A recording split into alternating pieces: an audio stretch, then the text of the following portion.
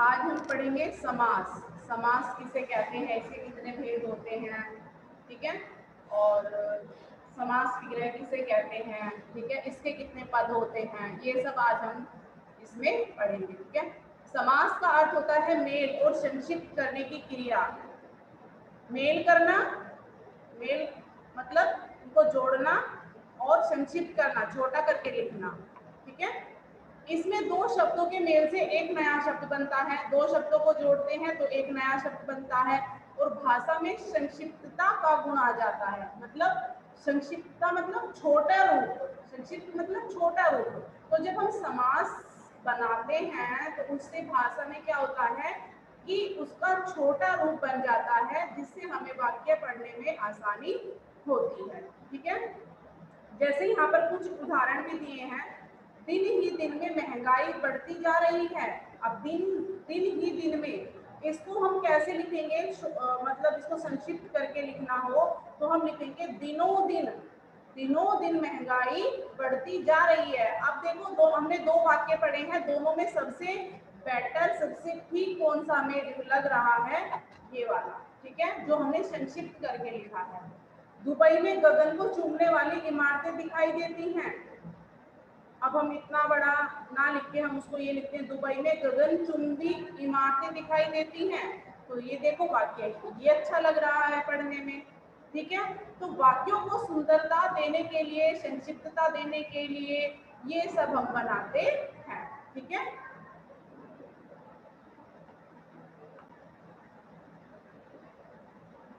आपने ऊपर दिए गए वाक्यों को पढ़ा।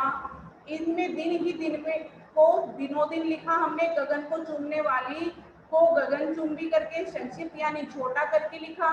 व्याकरण के दो शब्दों के मेल से नए शब्द बनाने की वही प्रक्रिया समास कहलाती है। यही प्रक्रिया क्या कहलाती है, हमारी समास, ठीक है।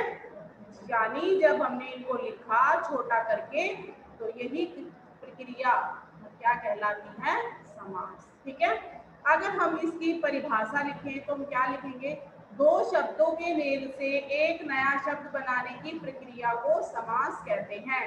दो शब्दों के मेल से, समझ में आया, दो या दो से अधिक शब्दों के मेल से जो हम एक नया शब्द बनाते हैं उसी प्रक्रिया को हम समास कहते हैं, ठीक है। यहाँ पर समास के लाभ दिए हैं कि समास बनाने से क्या क्या लाभ होता है वाक्य में। भाषा में संक्षिप्तता आ जाती है, जैसा कि अभी हमने ऊपर पढ़ा है। अनावश्यक विस्तार हट जाने से भाषा सहज हो जाती है। जैसे उसमें कुछ, जैसे हम लंबा करके लिखते हैं, बड़ा करके लिखते हैं, तो उनको हटाने से भाषा सरल हो जाती है, आसान हो जाती है। नए शब्दों के निर्माण से भाषा का शब्दकोश बढ़ता है। जब हम शब्दों का निर्माण करते हैं तो शब्दकोश बढ़ता है, ठीक है ना। शब्दों का और अधिक निर्माण होता है, ठीक है। उसके बाद हम पढ़ेंगे कि जो समास होते हैं इसमें दो पद होते हैं। जैसे कौन कौन से होते हैं, एक होता है पूर्व पद, दूसरा होता है उत्तर पद। पूर्व पद क्या होता है, जो पहला पद होता है उसको पूर्व कहते हैं, और जो बाद में होता है उसको उत्तर कहते हैं, ठीक है।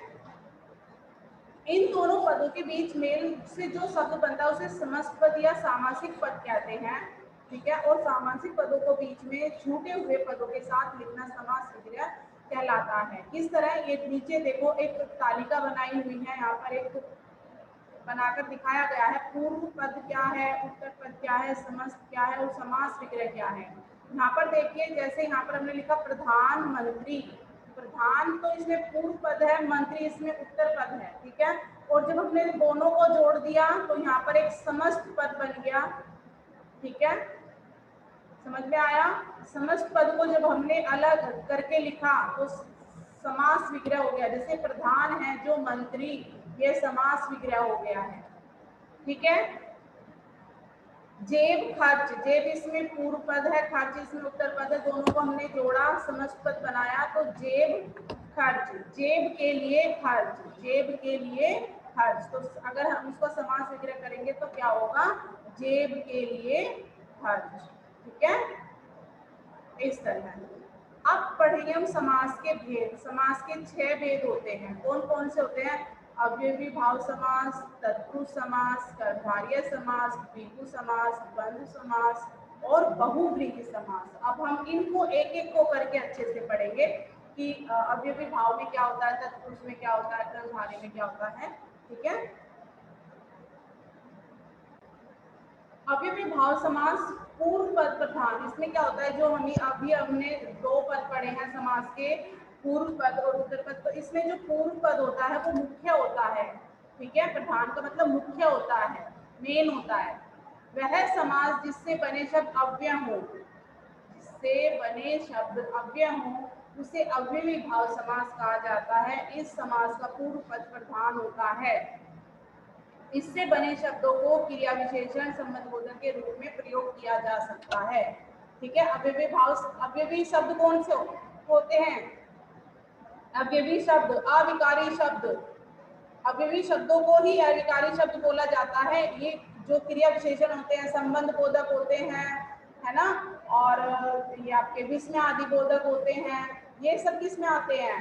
अविकारी शब्दों में आते हैं। ठीक है, जैसे यहाँ पर क्या है, रातों रात, रात ही रात में, रातों रात यहाँ पर क्या है, अव्यय शब्द है, रातों रात क्रिया विशेषण। ठीक है, क्रिया विशेषण है। वह ठग रातों रात यहाँ से फरार हो गया। यथा सामर्थ्य, सामर्थ्य के अनुसार, यथा का अर्थ होता है के अनुसार, तो सामर्थ्य के अनुसार हमें यथा सामर्थ्य दान करना चाहिए। के अनुसार, यहाँ पर के अनुसार जो है संबंध बोधक शब्द है। तो यहाँ पर जहाँ पर भी अव्यय शब्द आते हैं वही समास क्या होते हैं, अव्यवी भाव समास, जिनमें अविकारी शब्द बनते हैं।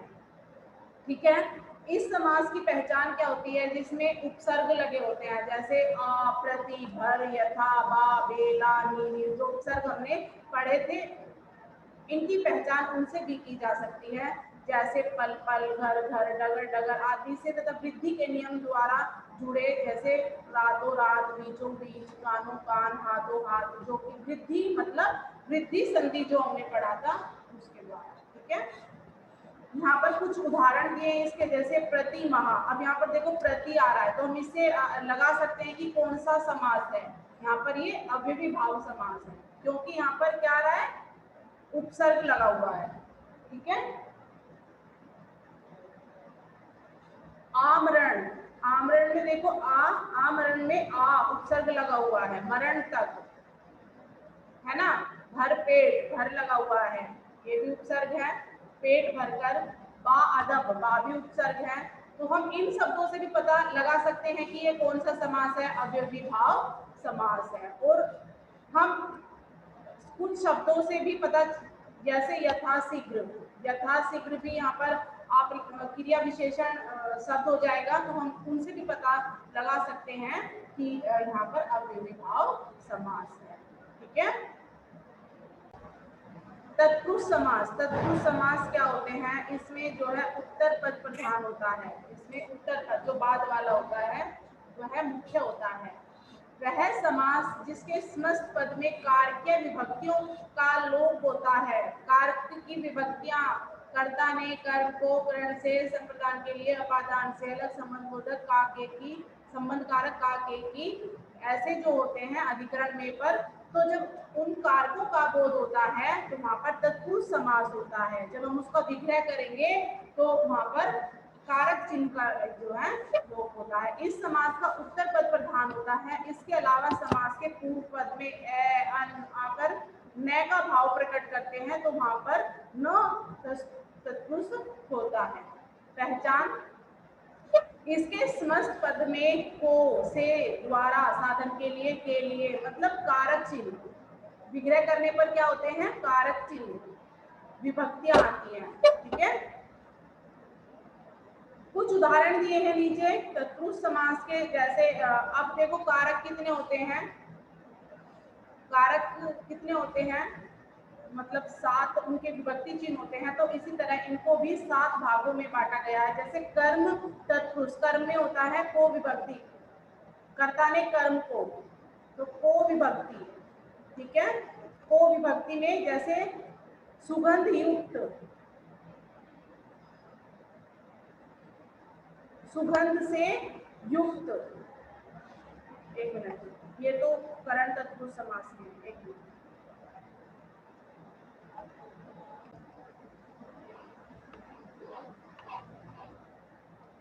उसके बाद कर्मधारय समास। कर्मधारय समास में उत्तर पद प्रधान होता है। इसमें भी जिस समास में पूर्व पद तथा उत्तर पद में विशेषण और विशेष्य या उपमेय उपमान का संयोग होता है। विशेषण विशेष्य आप सभी जानते हैं विशेषण क्या होता है और विशेष्य क्या होता है।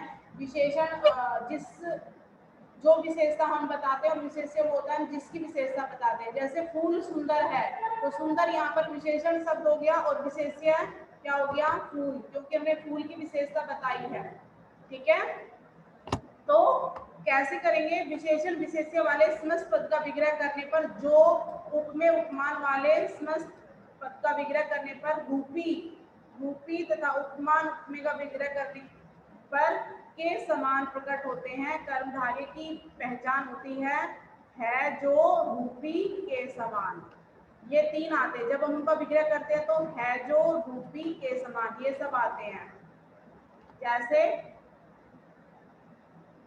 विशेषण विशेष्य में श्वेत वस्त्र, वसन वस्त्र, श्वेत वसन, वसन का अर्थ है वस्त्र, तो हमने इनको जोड़कर बनाया श्वेत वसन। तो हम इसका विग्रह कैसे करेंगे, श्वेत है जो वसन। ठीक है, जैसे कुबुद्धि, कुबुद्धि का हम विग्रह कैसे करेंगे, कु है जो बुद्धि, कु का मतलब क्या होता है, बुरा, बुरी। ठीक है, अगर हम उपमेय उपमान में रूपी लगाकर कर, जैसे चरण कमल, ठीक है, चरण रूपी कमल, नर सिंह, नर रूपी सिंह। ठीक है, चंद्र वदन, चंद्र वदन, चंद्र के समान वदन। ठीक है, कनक लता, कनक के समान लता। इस तरह हम इनका जो विग्रह करेंगे तो ये सब हमारे क्या हैं, कर्मधारय समास। कुछ अन्य उदाहरण यहाँ भी दिए गए हैं इन सबके। ठीक है, उसके बाद द्विगु समास। द्विगु समास में क्या होता है, जिस समास का पूर्व पद संख्यावाची होता है, मतलब पूर्व पद जो पहला पद होता है, जैसे चौराहा, चौ, चौ मतलब चार। ठीक है, उसे द्विगु समास कहते हैं। जैसे दोपहर, दोपहर अगर हम विग्रह करेंगे तो कैसे करेंगे, दो पहरों का समूह, यानी गिनती आ रही है। तिराहा, तीन राहों का समूह। त्रिकोण, तीन कोणों का समूह। ठीक है, चतुर्भुज, चार भुजाओं का समाहार। षटकोण, छह कोणों का समाहार। षटभुज, छह भुजाओं का समाहार। इस तरह हम इनको जिनमें गिनती आती है उनको द्विगु समास में लिखते हैं। ठीक है, कुछ बातें दी गई हैं यहाँ पर। विग्रह करते समय कहाँ समूह लगाएं और कहाँ समाहार, ये देखिए कुछ मतलब होता है ना, समूह कहाँ लगाएं, समाहार कहाँ लगाएं। गणनीय यानी गिनी जा सकने वाली वस्तु के लिए समूह तथा अगण्य यानी गिनी जा सकने वाली वस्तु के लिए समाहार का प्रयोग किया जाता है। लेकिन अब समूह या समाहार का प्रयोग किसी के भी साथ किया जाने लगा है, मतलब अब इस समाहार का ही ज्यादातर हम प्रयोग करते हैं विग्रह करने के लिए द्विगु समास में। उसके बाद द्वंद्व, द्वंद्व में दोनों पद प्रधान होते हैं। इनमें विलोम शब्दों का विलोम शब्द होते हैं प्राय। जैसे इसमें पूर्व पद और उत्तर पद के बीच में योजक चिन्ह भी लगा होता है। ठीक है, जैसे भाई बहन, भाई और बहन, चाय कॉफी, चाय या कॉफी। इसके कुछ संस्कृत बिना कुछ योजक चिन्ह के भी लिखे जाते हैं, जैसे राधे श्याम, राधे राधा और श्याम, सीता राम, सीता और राम। ठीक है, लाभालाभ, लाभ और अलाभ। ठीक है, इस तरह ये सब किस में आते हैं, हमारे द्वंद्व समास में। ठीक है, यहाँ पर उदाहरण दिए हैं, इनको आप पढ़ लीजिएगा। और अंतिम है बहुव्रीहि समास। बहुव्रीहि समास में क्या होता है, अन्य पद प्रधान होता है। इसमें कोई भी पद मुख्य नहीं होता है, ये किसी तीसरे के लिए मुख्य होता है। जिस समास का अन्य पद प्रधान होता है उसे बहुव्रीहि समास कहते हैं। इस समास में अधिकांशतः पौराणिक पात्रों, देवी देवताओं के नाम आते हैं। ठीक है, जिसका, जिसकी, जिसके, जिनके आदि आकर अन्य पद की ओर संकेत करते हैं। जैसे श्वेतांबरा, श्वेत है अंबर, अंबर का अर्थ यहाँ पर वस्त्र से है, अंबर का अर्थ वस्त्र से है यहाँ पर। श्वेत है वस्त्र जिनके, अर्थात देवी सरस्वती। ठीक है, यहाँ सरस्वती के लिए इसका प्रयोग किया गया है, तो यहाँ पर कौन सा समास है ये? बहुव्रीहि समास। गजानन, गज के समान आनन है जिसका, आनन अर्थात मुख है जिसका, भगवान गणेश। नीलांबर, नीले हैं अंबर जिनके, अर्थात शनिदेव। ठीक है। दशानन, दश है आनन जिसके, आनन का अर्थ मुख, रावण। चंद्रमुखी, चंद्रमा के समान मुख वाली, चंद्रमा के समान मुख है जिसका। ठीक है। सुमुखी, सुंदर मुख वाली, सुंदर मुख है जिसका। इस तरह इनको हम लिखेंगे। ठीक है। अब यहाँ पर अंतर देख लेते हैं। कुछ समास ऐसे भी होते हैं जिनका हम जिस तरह विग्रह करते हैं उसी के अनुसार हम लिखते हैं। जैसे यहाँ पर दिया है पुण्य आत्मा, पुण्य है जो आत्मा, ये तो कर्मधारय समास में आ जाएगा, विशेषण विशेष से हो जाएगा। पुण्य है आत्मा जिसकी, अन्य पद की ओर संकेत कर रहा है तो यहाँ पर बहुव्रीहि समास हो जाएगा। जैसे पीतांबर, पीले हैं जो अंबर, कर्मधारय समास। पीले हैं अंबर जिनके, अर्थात भगवान विष्णु, तो यहाँ पर बहुव्रीहि समास। तो ये आपको ध्यान रखना पड़ेगा, आप जैसे उसका विग्रह करेंगे आपको उसी के अनुसार उसके समास का नाम भी लिखना पड़ेगा। ठीक है। संधि और समास में अंतर दिया है। संधि अभी हमने कल ही पढ़ा था कि संधि क्या होती है। दो निकटतम वर्णों के मेल से आय परिवर्तन को हम संधि कहते हैं, जबकि दो शब्दों के मेल से नए शब्द को बनाने की प्रक्रिया को हम समास कहते हैं। जैसे विद्या जमा अर्थी विद्यार्थी, सूप जमा स्वच्छ, रसोई जमा घर रसोई घर। ठीक है। इस तरह यहाँ पर ये कुछ दिया गया है, इनको आप पढ़ लीजिएगा। ठीक है।